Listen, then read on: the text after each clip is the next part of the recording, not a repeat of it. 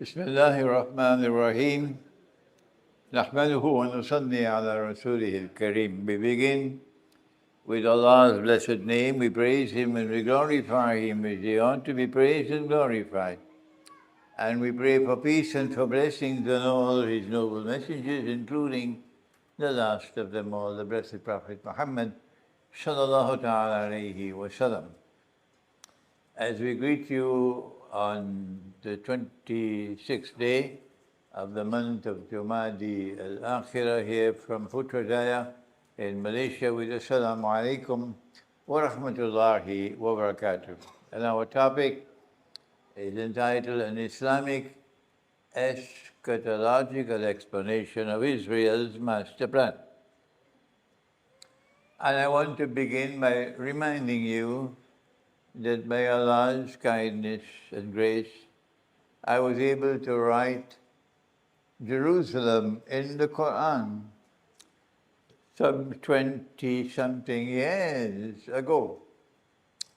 And in that book, we did explain Israel's master plan.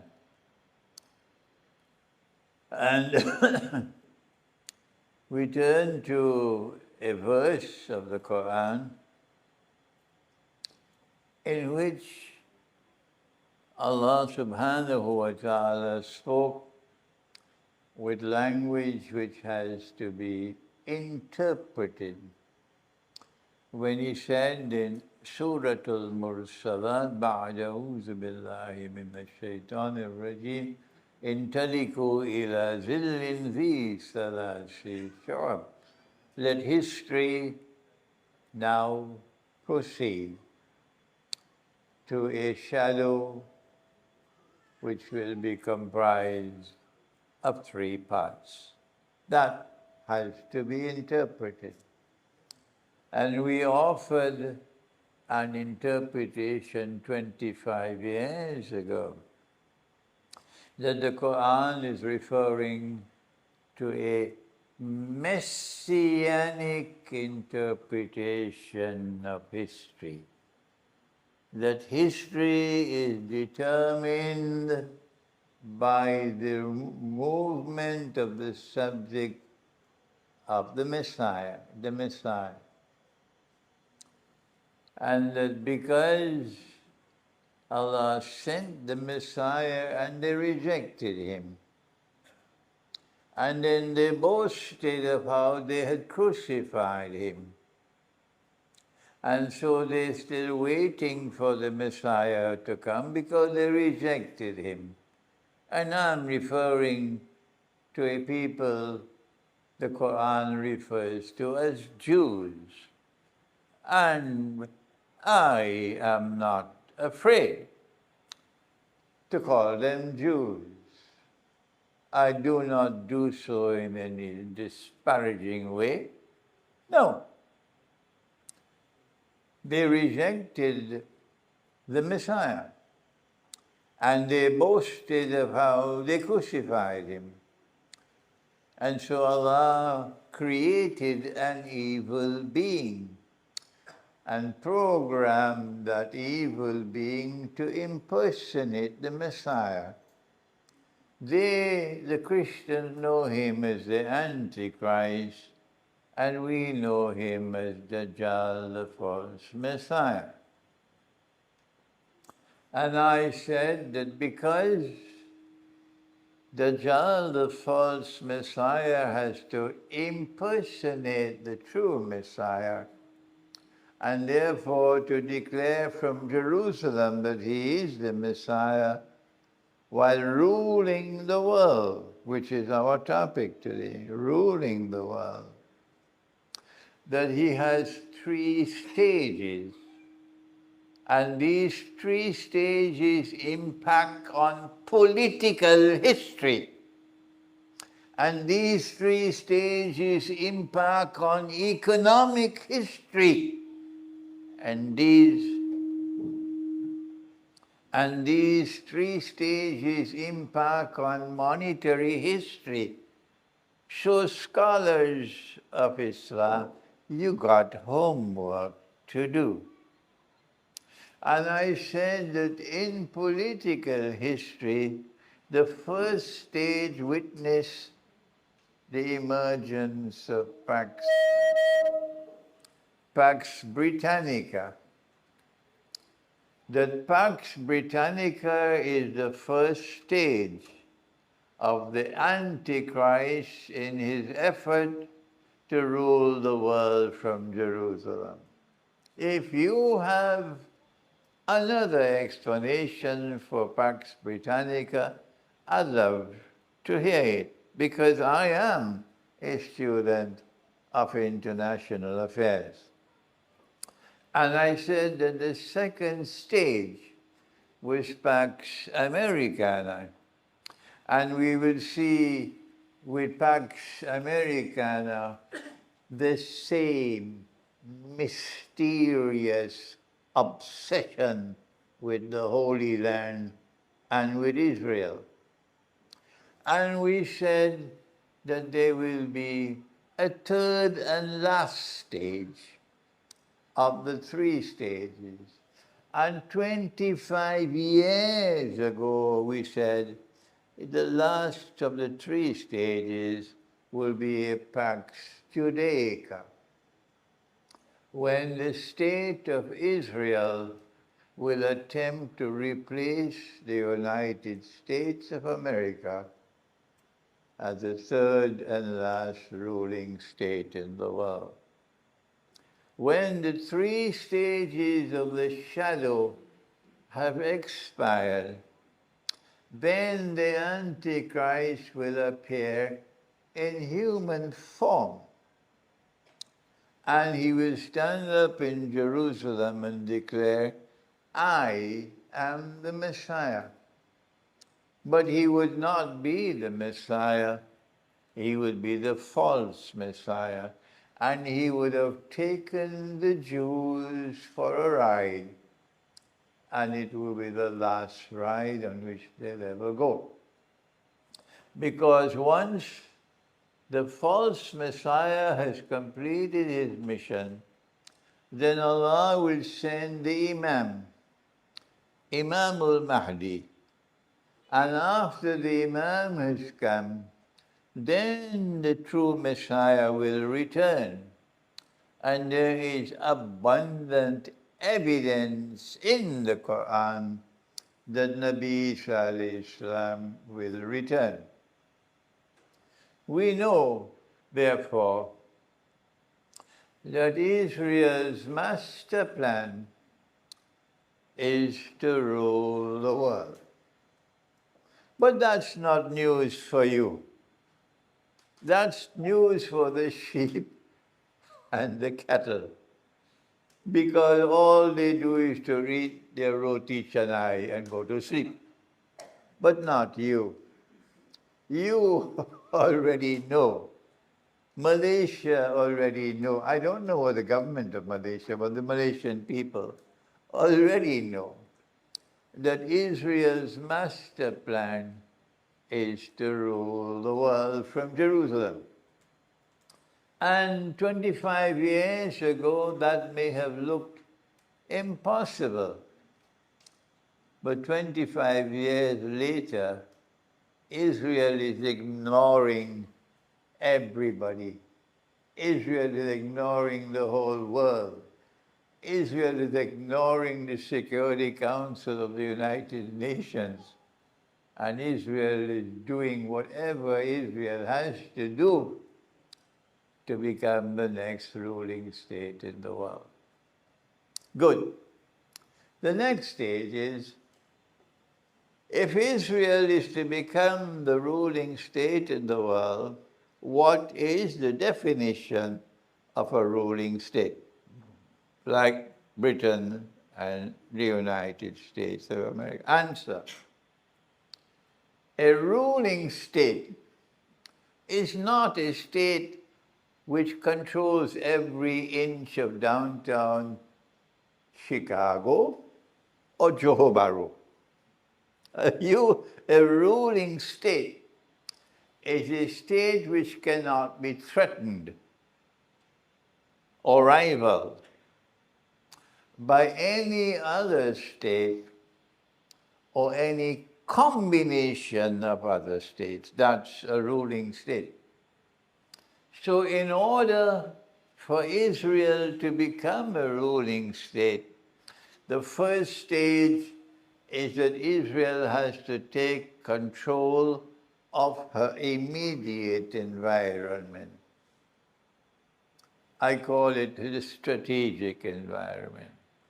So there must be no government, no state in this environment in which Israel is located, which is resisting Israel. Any state which resists Israel must be destroyed, so that all those who remain around Israel will be in a state of submission to Israel. Saudi Arabia, I used to say 25 years ago, was Israel's sister, but I was wrong. 25 years ago, Saudi Arabia and Israel were only cousins. Now they are sisters. And Jordan is like that, a state of submission to Israel. And so to all the other Arab states. They're all in submission to Israel. But Saddam Hussein in Iraq was not. He was showing resistance. And Gaddafi in Libya was not. He was showing resistance. And Assad in Syria was not. Don't bother about the sheep and cattle who are bleating now. The fact is that Assad in Syria was not in submission to Israel. I don't have time for fools. Assad was not in submission to Israel. And Israel, therefore, went about using deception again. Israel, first of all, got rid of Gaddafi, using Britain and using France and using their friend and ally, Erdogan, in Turkey. And they got rid of Gaddafi.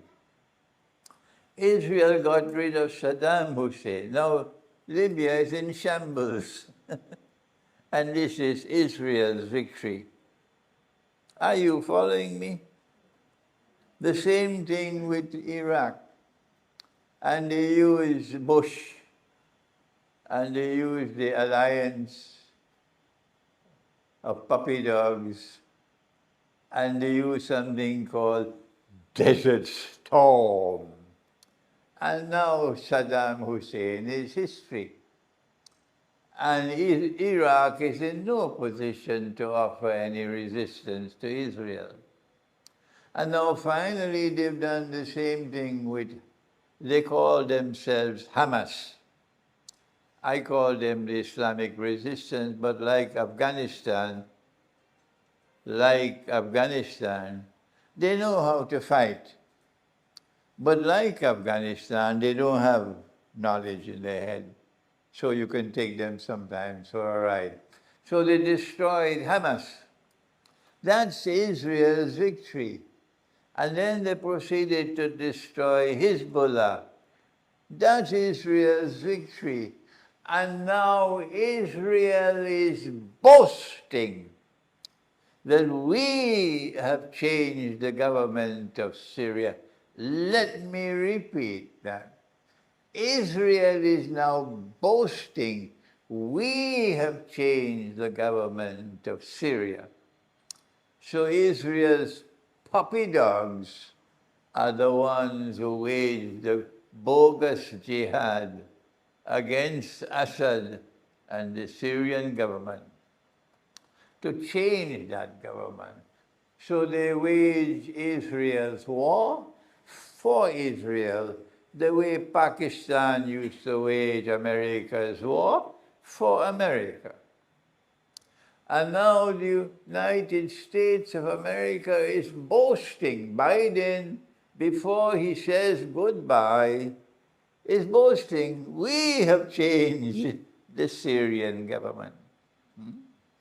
And so there is no credibility in those who wage their bogus jihad against Syria's government.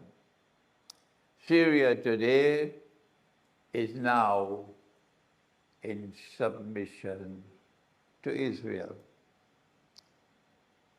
And all that now remains is the Houthi in Yemen and Iraq. And now Israel would be having success in getting the entire environment to be in submission to Israel, which is on the way to becoming the ruling state. Now, I don't have time to proceed more with this because I want to go to define what kind of state that Israel wants to create.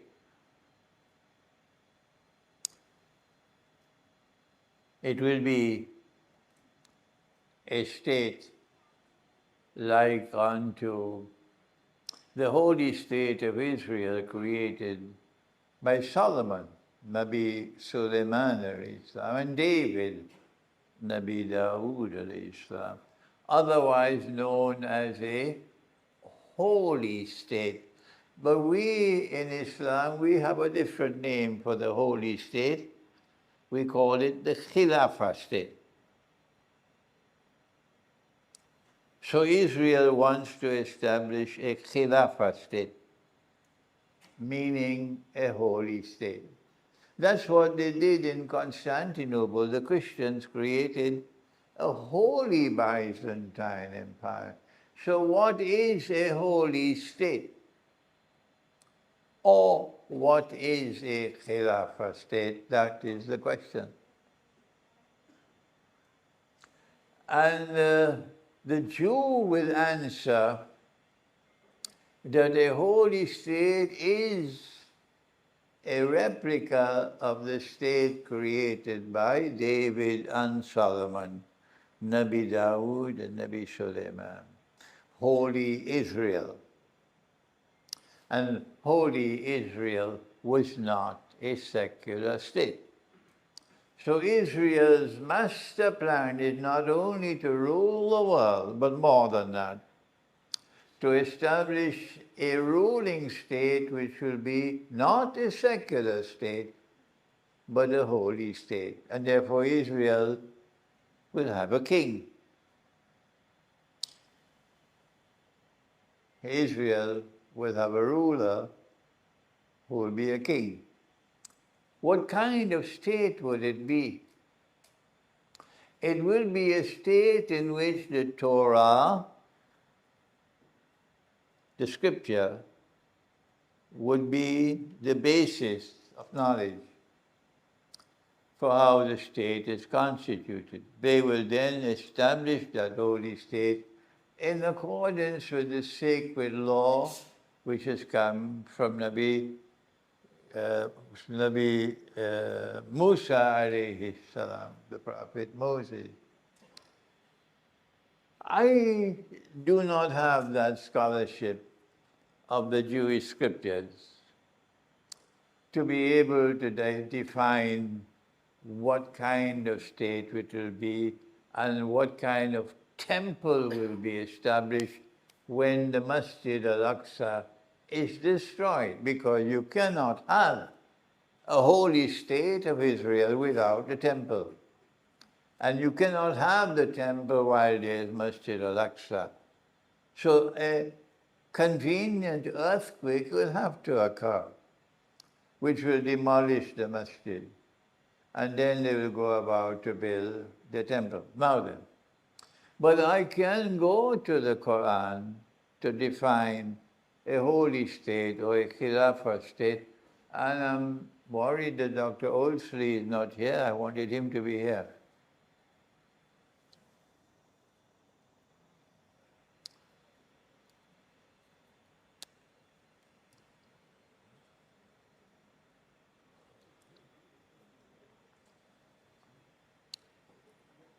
The way to define a holy state, to explain Israel's master plan, is to go to the Quran and to that part when Allah spoke to the angels and said, I'm going to place on earth one who will be my Khalifa, meaning one who will rule in my name. One who will be a Khalifa, so therefore one who will rule in my name. Britain and the Western world used to have this. They call it the divine rights of kings, that kings rule on God's behalf. This was political theory in Christendom. So the angels then said, are you going to place on earth one who is going to shed blood and create fitna? Then Allah created Adam alayhi salam, and He sent him on earth with mankind to live on earth. So when will someone rule on earth on Allah's behalf? That's the question. Mankind is now on earth. When will a ruling state emerge?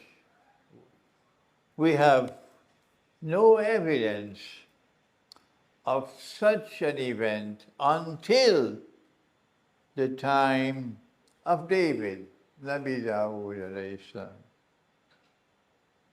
For the first time in human history, a holy state is now established in Jerusalem. And the pivotally important verse of the Quran is located, I believe, in Surah As-Sad, where Allah speaks to David, Nabi Dawood alayhi salam. And this is what he said. بعد أعوذ بالله من الشيطان الرجيم. Ya Dawood, O David, إنا جعلناك خليفة في الأرض. We hereby appoint you to rule on earth in our name. So he is Khalifa. And now a Khilafah state is established, or a ruling state. I am explaining this for the benefit of the President of Russia, so that these words might reach him, because no one taught the Quran to them. 600 years of Ottoman Empire, they never taught the Quran. We are teaching the Quran now to the Russian people, and they are listening respectfully to it. O David, Ya Dawood, I hereby appoint you to rule on earth in my name. Inna ja'alnaka khalifatan fil ard. And so a holy state or a Khilafah state comes into being for the first time in history. And it comes to the seed or the family or the house of Ibrahim alayhi salam. And it is going to be a great state, says the Quran. فَاحْكُمْ بَيْنَ النَّاسِ بِالْحَقِّ. The foundation of a holy state, the foundation of a Khilafah state, the definition of a Khilafah state or a holy state is located in these few words. that rule and law and governance in this state must be based on truth, al-haq. That is the holy state. Truth is not something secular, not something which changes with every passing cloud. Truth is something which is absolute and universal. And truth is the word of the one God. And truth came down with every revelation. And truth came down for the last time in the Quran, absolute truth. So, when they argued, as they did, and Olsley knows this subject better than me, they argued when they created modern Western civilization, and they controlled the world, and they brought a new political system to mankind, that we have to change the definition of a state. And a state can no longer be a holy state. Religion and politics must be separated from each other forever and forever. And now, truth has nothing to do with politics. Scripture has nothing to do with politics. And that is why Imran cannot lecture in any masjid. They shut the doors of the masjid on me, but that's another subject. You now need a constitution. And if you don't have a constitution, you are not a state. And a constitution doesn't come from God. The people are now in charge, and God is no longer in charge.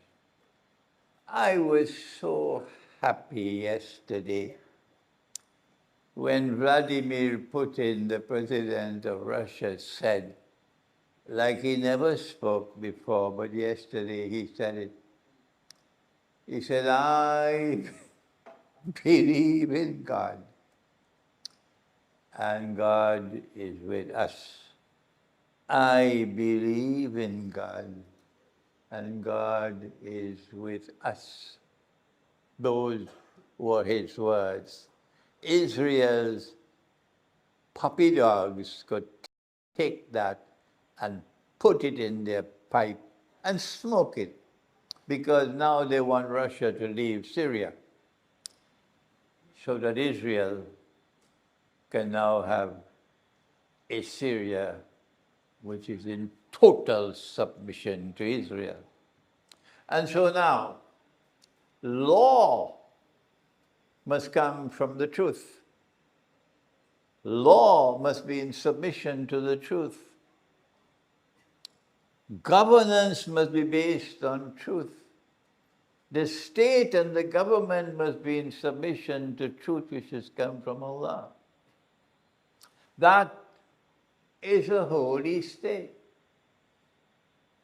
But in its place, we now have a secular state. And a secular state says goodbye to God. He's no longer in charge. We are now in charge. And that is kufr, and that is shirk. I want to proceed now very briefly, because I don't have the time to do more,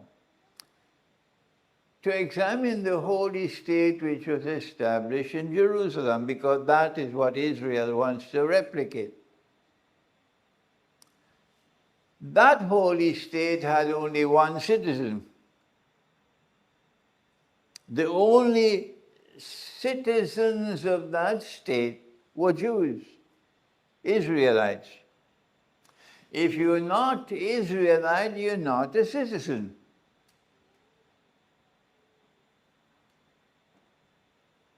So when Israel takes over as a ruling state in the world once again will be divided into those who are Jews and those who are not.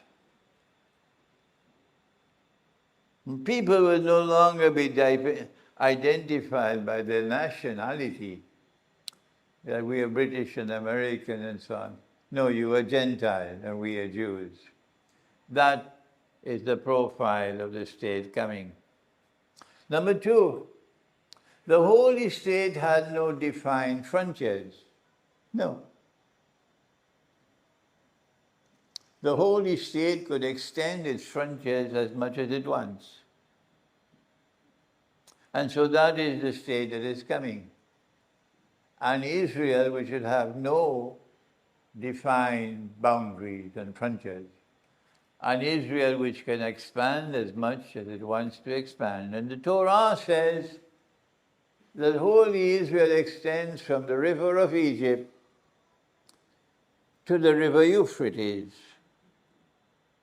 And so Israel has to first ensure that this entire territory from the river of Egypt to the river Euphrates, which includes Egypt, and includes Iraq and all the Gulf states and Saudi Arabia and Syria, are all in submission to Israel. That's the master plan. And the holy state of Israel, of David and Solomon, used gold and silver as money.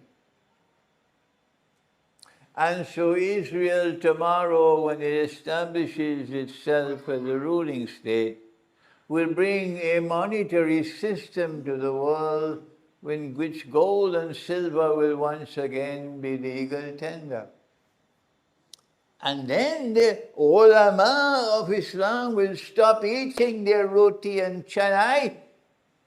You have to excuse my harsh language, please, because I have been a voice in the wilderness for too long, telling them that the money we are now using is bogus and fraudulent and haram, but they will not listen to me.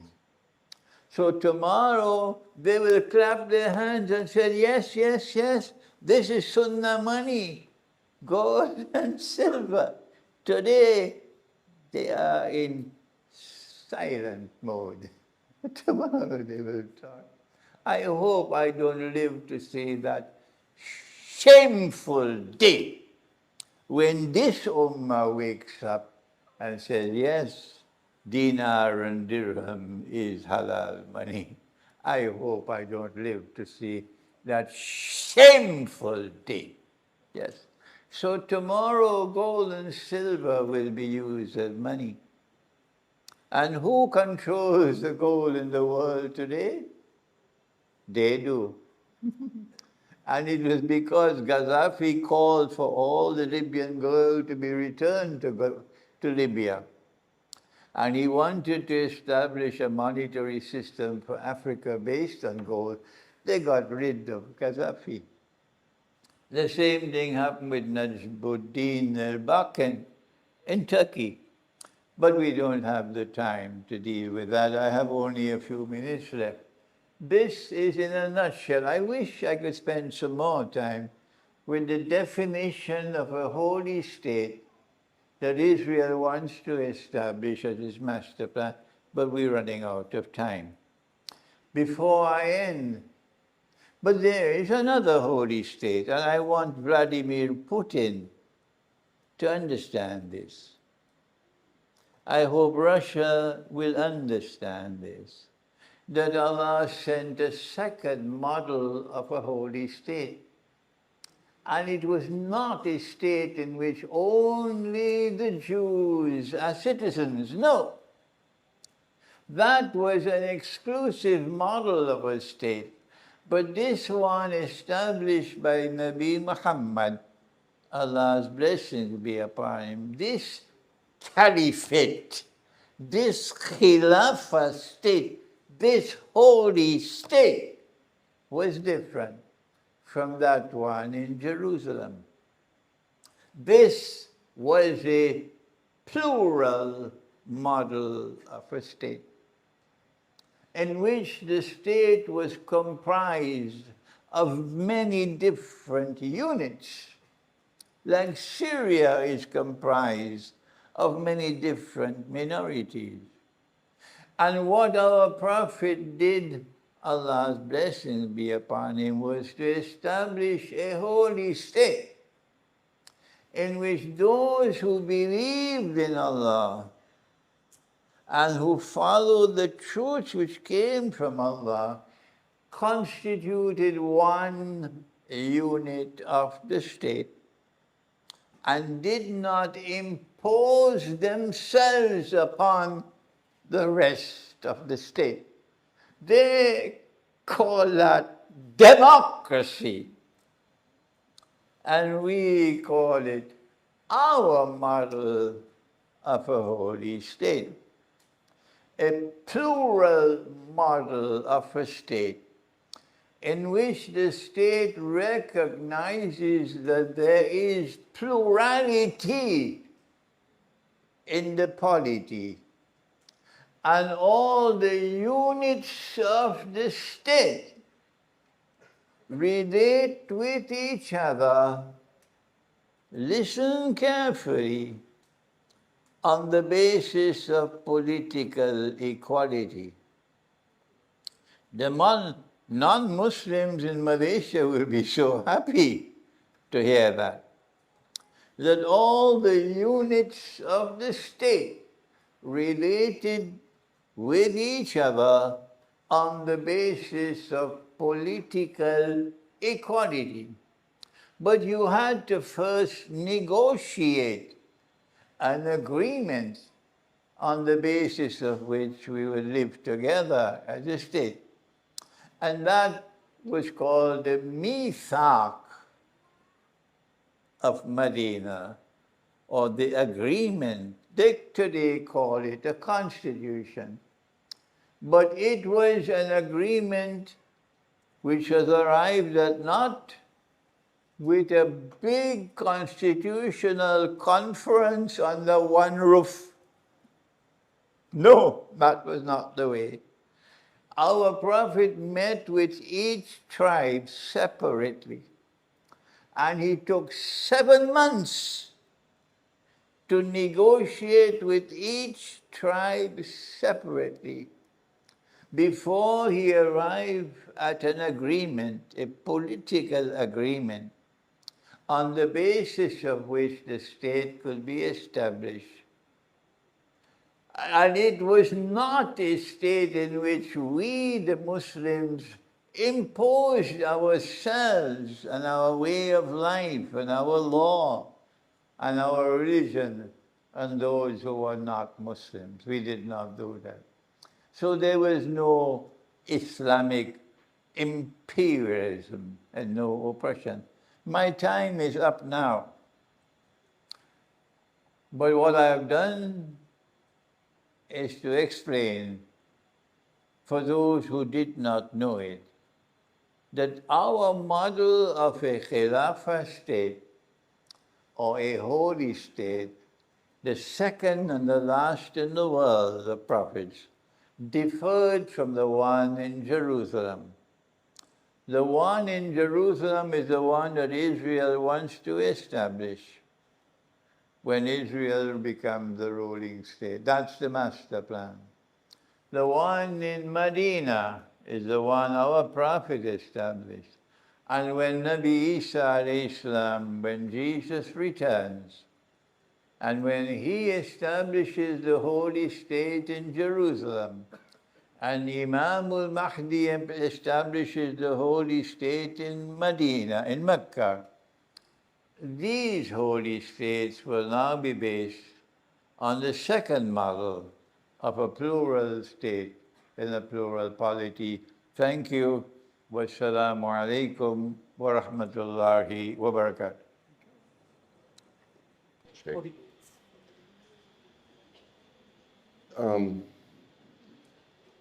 I have been blessed by God from the beginning with a beautiful mother. And my father, he was abused badly as a child, put into an orphanage at 4 years old, and abused in every way that you can imagine. I did not know this until a few years ago. But the damage was done. My father did not have the ability to love his only son, me. But my mother made up for that. She gave me the love and security that allowed me to push boundaries and feel and develop confidence. At this point, I have a supreme confidence. Whatever it is, I'm ready. I'll deal with whatever. I've been through a lot. It's only ever made me stronger in the end. But from the beginning, I didn't like bullies. I don't like bullies at all. And I'm the guy who was happy to have a nice little exchange with a bully. Let's go ahead and use these and figure out who's going to continue being a bully and who's going to learn not to be a bully. And I'm the guy that also stood up for the kids that were being bullied and said, why don't you pick on somebody your own size? Why don't you pick on me? And I'm Irish, so the fighting spirit is in us. We've been through a lot. That's a genocide that's lost in the history for most 800 years of the British trying to exterminate us, wanting to steal our island. We have Algerian genocide. We don't really hear about the French, what they did there. We have genocides all over the place. Of course, we have one that the Sheikh mentioned in the creation of the so-called Soviet Union, a Christian genocide that was monstrous, absolutely monstrous. We don't hear about that one either. All we hear about is the one which any critical research will show you is a fairy story, an absolute fairy story. Truth for me is God, and while I did not grow up, I was raised as a Catholic. My grandmother was born and raised in Ireland. She made sure that I did my first Holy Communion, my catechism. And to be honest, growing up in Southern California,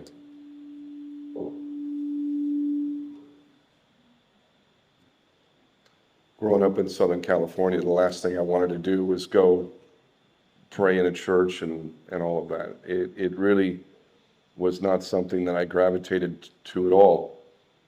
And in fact, later on, I started looking at the hypocrisy of the church. We don't, how many stories do we need of cardinals and bishops that are sexually abusing children, covered up by the highest level of the church? Never mind what they've done to the Irish. Countless children have been violated.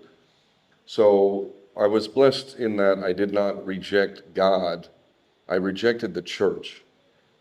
And this was an important distinction. A lot of people in the West, where I've just come from, they've adopted the perspective, it's hocus pocus, or, oh, that's so old school. They really see no value. And we see the direct correlation between a lack of spirituality and a lack of morality. It's Babylon, as the Sheikh said. I've got my kids and their mother in Babylon, and it was kind of hard to leave them, but I have to leave. I'm paying for genocide over there when I buy a coffee or whatever. This country, I'm not paying for genocide anymore. And that's important to me. And I have a heavy respect for the Malaysian leadership. I know it's not uniform. I know we have corruption everywhere. But in terms of Dr. Mahathir and the current Prime Minister and what he said recently at the United Nations, I wish we had something like that. We definitely don't. But it was truth that I revered, because when I was in the Marine Corps, I signed up as a U.S. Marine at 19 years old, and I became a machine gunner. So I carried a machine gun. I was in the infantry, and I was good. I I was really good at what I did. I was so good that I was put in a position that nobody with my time in service had. And it's, in terms of fighting war, my job was a serious job. But as fate would have it, and I believe my country was the greatest, America, freedom, democracy, we're the greatest, rah, rah. I believed it. And I was doing well, and I was trying to pursue higher levels of training, reconnaissance, snipers, all this kind of stuff. It's really serious training. But as fate would have it, my leadership gave an order that was unlawful. And contrary to what many believe, we're not just supposed to follow orders. We are not. We have in the military something called the Uniform Code of Military Justice. And within the Uniform Code of Military Justice, it says very clearly, if you are giving an unlawful order, your duty is to disobey that order. So if your leader tells you to kill prisoners or shoot into women and children, you're supposed to disobey the order. Now, it wasn't that extreme what the order was for me, but it was unlawful. It was an abuse of power. And the whole of the battalion, we were on a ship, basically just followed the order. But here I am. I'm the guy who's like, no, I did not sign up to just follow orders. I signed up for leadership by example, honor, integrity, the few, the proud, the Marines. I did not sign up to just follow orders and watch my command abuse their power. So I spoke out. This completely flipped my life, this decision, totally flipped my life. I went from being the best Marine, clearly with a future, to being the most hated Marine by my platoon sergeant. And I can assure you, this is not like having a bad boss.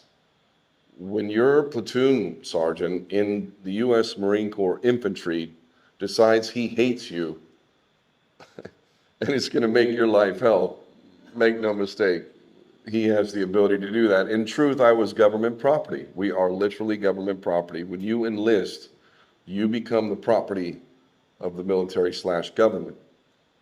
And I had 2 more years, and they did this, that, and the other to me. By the time I got out of the Marine Corps, that's still the happiest day of my life, by the way. When I drove out of the gate at Camp Lejeune, North Carolina, for the last time, I was so happy, and I vowed I would never give up my freedom again. And I was wrong about the Marine Corps. Truth became God to me. So I studied voraciously. So it was only a matter of time before Palestine would call. Along the way, I learned many things.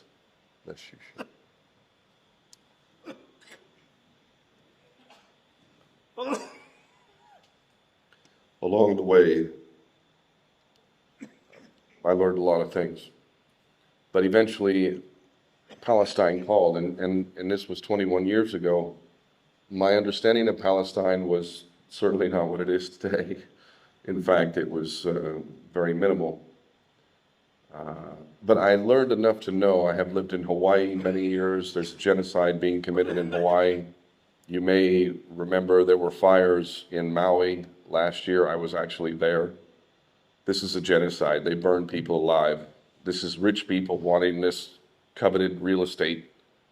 Mark Zuckerberg, Oprah Winfrey, and all this kind of stuff. They literally burn people alive. They turned off the water, and they're not even rebuilding it. So along the way, I saw the hypocrisy, and I've seen genocide. I made a film called The United States of Hypocrisy 25 years ago about the Hawaiian genocide. And I charged the U.S. government with it way back then. So they've been paying attention to me for a while, and they knew that I was a bit of a problem. And then 9/11 happened, and I was living in Hawaii, living a life that most would kill for, and I knew, like, I have to leave.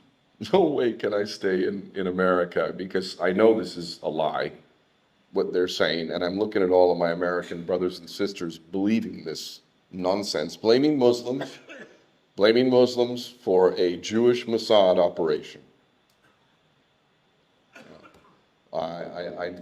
there was no way I could stay. So I left, and much of the work that people know me for now comes from that. I have a phrase that I've been using, and it seems counterintuitive, seems horrendous even to say, but it's true. The positive side of genocide. For the first time, we really have had a real-time genocide played out in front of us. This is the first time that we've literally had access to social media and all the phones and the videos and all the things that we've seen. So those who wish to know the truth, you can find it. It's there. But the sheep and the cattle, as the sheikh referred to it, oh, don't talk politics. They choose willful ignorance. God bless them. Good luck with that when you go meet your maker. So we've seen this genocide. Now, what's interesting about this is that it brings up a lot of bigger issues. How is it possible that this little state, this so-called Jewish state, wields uniform influence and power over all of our Western governments? Which one isn't? You'll find a few in Eastern Europe and whatnot that have some semblance of honor and whatnot, but pretty much the entirety of Western so-called society is lockstep in line, excusing. In fact, the current Prime Minister of the United Kingdom, Keir Starmer, boy, he's a piece of work. That guy literally said on record that when he was asked, does Israel have the right to shut off water, food, electricity, he replied by saying Israel has a right to defend itself, which is just another way of saying, yeah, they can treat the people they call animals like animals and cut them off. And yeah, my job as the Prime Minister, the head of state of the United Kingdom, is to verify Israel's right to do this. But it's not just the United Kingdom, is it? It's all of the Western powers, including my birth nation, most of all, supplying the 2,000-pound bombs. These are brutal truths that those of us who seek the truth have now been able to see real time. And it exposes not just the absolute inhumanity of the so-called Jewish state, but it also reveals that they have extraordinary control over our own so-called democratic representative governments. As far as I understand it, we're supposed to vote, and then you are supposed to represent the will of the people, and your job is to do that. So is the will of the people to continue to commit genocide, to bury children alive, to burn them alive? Is that the will of the people? No, but they're doing this. Why are they doing this? And this is what I love about the way that me and the Sheikh have come together, because the Sheikh is coming at it from an eschatology, it's that perspective, it's pure Islam. And I'm coming at it from a very Western perspective, but we say very much the same thing on many levels. And for me, the big one, in fact, the reason why I'm here is from writing my books, because I've got a bunch of books in here now. I've been asked for years, have you ever written a book? I've always said no, and everybody always said you should. I now have what I need to have to be able to do what I need to do. But my number one task is to end usury. I despise usury. I want to call out the Muslims and the Christians of the world who continue to practice various forms of usury, and point out the fact that when you go and meet your maker, I don't believe there's going to be any excuse for you to say, oh, but yes, oh, but that. No, there is no interpretation of usury that allows for us to practice this. And I would argue, getting back to the Jewish state of Israel, who controls the banks? Who has all the gold? They do, based on their usury system. I don't have credit, by the way. I also don't have debt. I'm also poor by, Western standards and whatnot, but I don't have any debt. So in a way, I'm actually more wealthy than the rest of them. Whether it's your mortgage or your car payment or whatever the hell it is, with interest, which will compound, Now England is 7 trillion pounds in debt. Who do we owe that to? America now, I think it's $35 trillion in debt. Well, who do we owe that to? Maybe that's the ones who are in charge. Maybe that's the ones who are dictating the policy of America, of England, of Canada, of Australia. How are they doing it? The head of the snake. Money. Now, it all seems rather dire, but this gives me optimism. And I've said over and over anyway, whatever. I would rather die in the fight than sit by and be an observer to this monstrosity. And while I have children, even if I didn't have children, I'm still concerned for the children. And I recognize what I consider to be a basic tenet of manhood. We should be protecting all of the children. Instead, there's an epidemic of missing children and child sex slavery. Fact. Absolute fact. It shames us collectively, and thus I would rather die. Even if I can have my little piece of the pie and have my nice little place and go hang out on the beach and go surfing and, give my kids something lovely, I'm still concerned about the other kids. I'm still concerned about the people enslaved on a multitude of levels.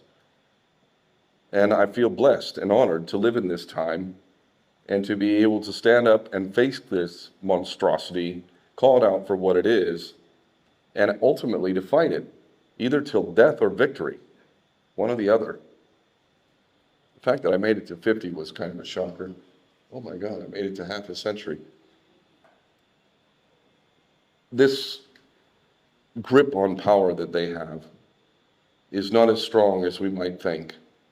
And when you do simple math, Muslims and Christians, we comprise roughly 4 billion people on this planet.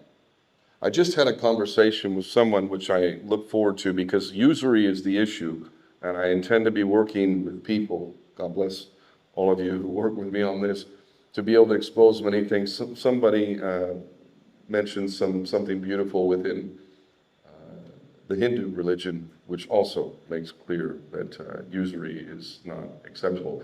I really want to delve deep into these subjects and find out where our spiritual beliefs align.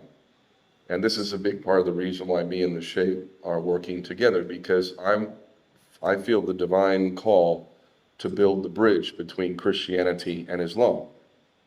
While we have differences, these differences are not something that we should be playing into our enemy's hands and fighting each other over.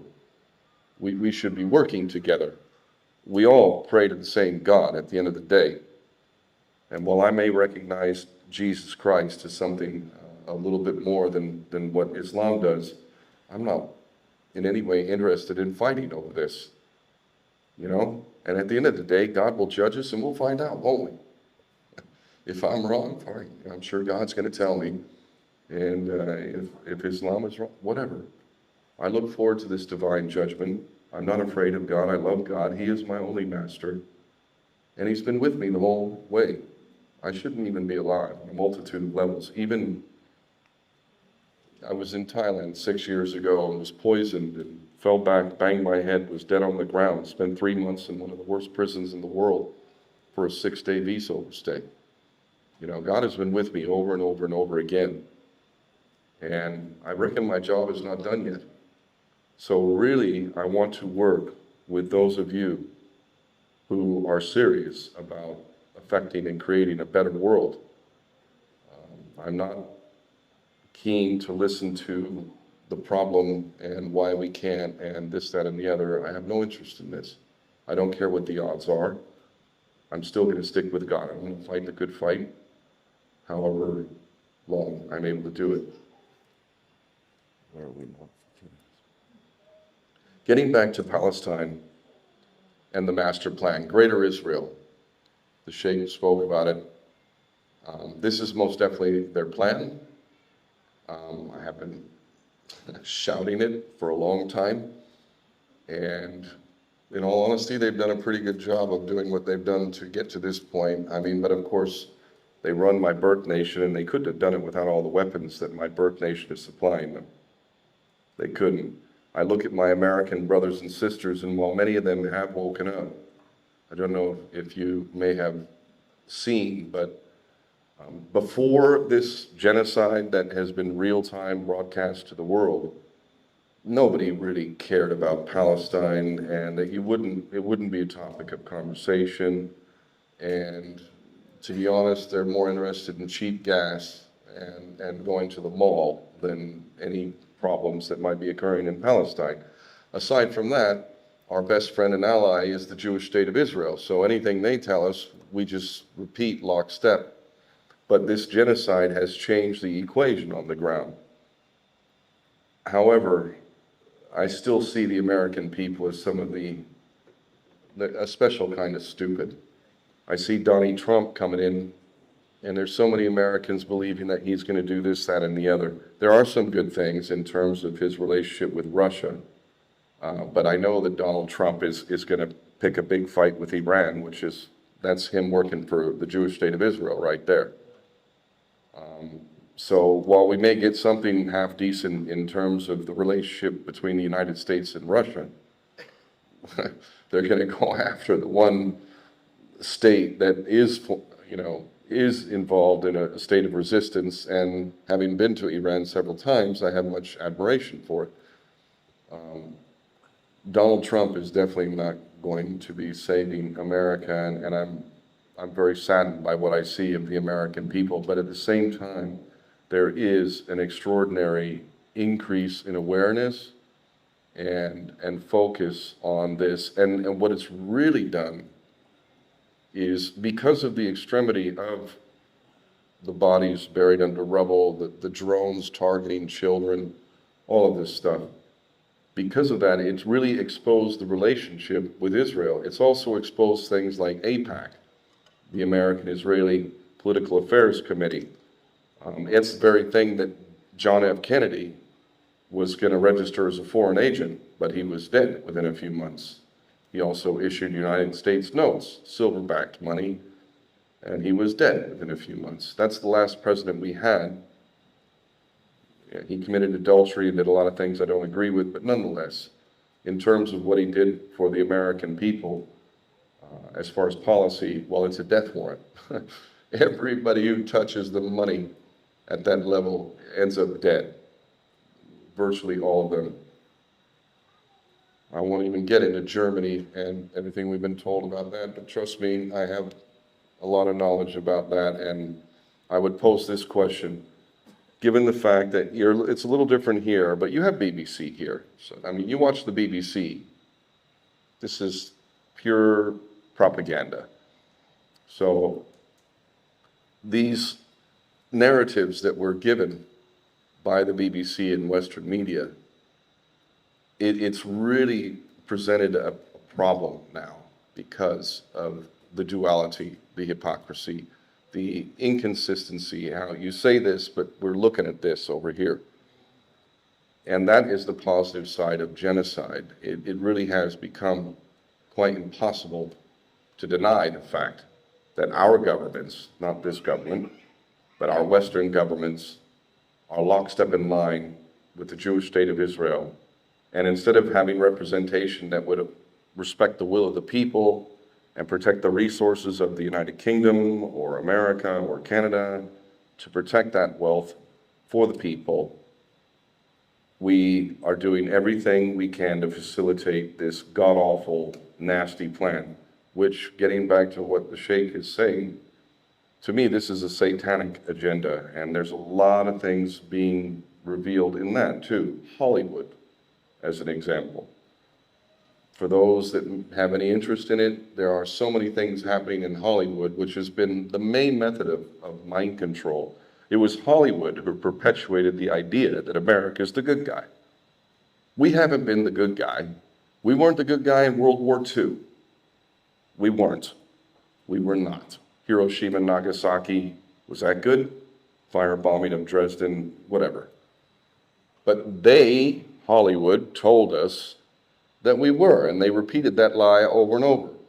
They also repeat the Holocaust narrative over and over. But we don't hear about these other genocides, do we? Hollywood is falling apart now.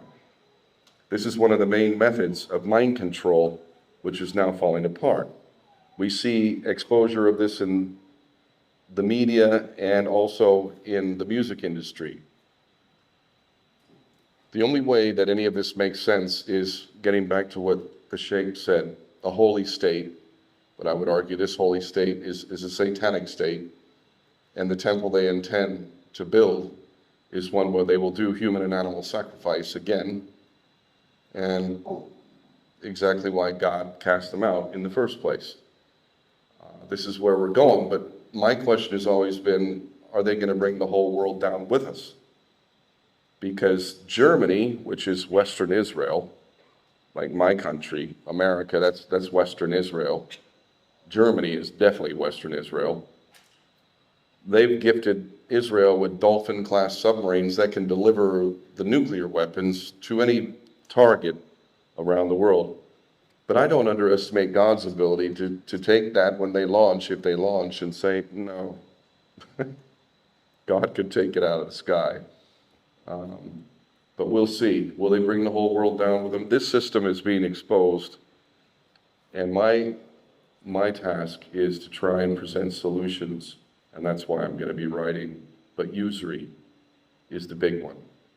That's the big one. And it's something that none of us can disagree with if we truly are godly people. Because there is no room to agree with usury, and we should be rejecting it everywhere. Everywhere. So I believe that I have spoken enough on this, and I appreciate very much all of you. I hope to be a good guest in your country. And I wish to learn your culture and show my respect and perhaps speak about it, but do so as a guest. This is not my country. This is your country. Thank you. God bless you all. Thank you, Mr. Kevin, for your inspiring speech. And the fact is that he has experienced, especially the journey here, yes, and also I'm not sure how many of you are following the Irish and American track. I'm not sure how many of you follow this president. But I will start with a question for Mr. Gabriel, that America and morality has got, we are possible. Do you agree with that? America and morality. Yes. Oxymoron. Do you agree? American morality, what's... Oxymoron. Yeah. I mean, there is morality, there is. And some places more than others, you kind of have to get out of the cities and whatnot. Yeah, but the way the American military has conducted itself in Afghanistan, in Iraq, a lot of innocent lives have been slaughtered with no regret. No regret. No, karma is a principle. Karma, like what comes around goes around. I'm a firm believer in this. I've experienced it in my life. The debt that America owes is so gargantuan. I don't hold out a lot of hope for it. And of course, as the Sheikh discussed, the agenda is to destroy the American empire and then usher in the new Jewish state as the ruler of the world. That's their plan. And what surprises me is the Jewish control over the entire Western leadership. And this is amazing. They are doing things against their own conscience, doing very well. And it's alarming that people can stoop that low to follow the dictates of an unjust system. And this is very, very unfortunate, because that's tarnished the entire Western civilization, which I feel that it is not suitable for us. Yeah? Absolutely, and I do have a question here, which sort of ties into that. Do you agree that Israel have total control of the world economy? Not absolute, but, you know, definitely they have disproportionate. That's another one. There's another interesting fact. The Jewish people are 0.2% of the human population. Talk about disproportionate amount of control. Whoa, you know, 0.2%? You got to give them credit, I have to say. I mean, you know, however they're doing it, how is it possible that they can get all the rest of us to somehow submit to their system wittingly or unwittingly? It's pretty amazing. They do have nearly, there are obviously, we have BRICS and we have potentially competing things. The jury's still out on that for me to a certain degree. But in terms of trade and commerce and banking and finance, they have a massively disproportionate amount of control for sure. I would argue, if you want to learn about something, and it's going to be the basis of the books that I'm going to write, there's a book called A History of Central Banking and the Enslavement of Mankind.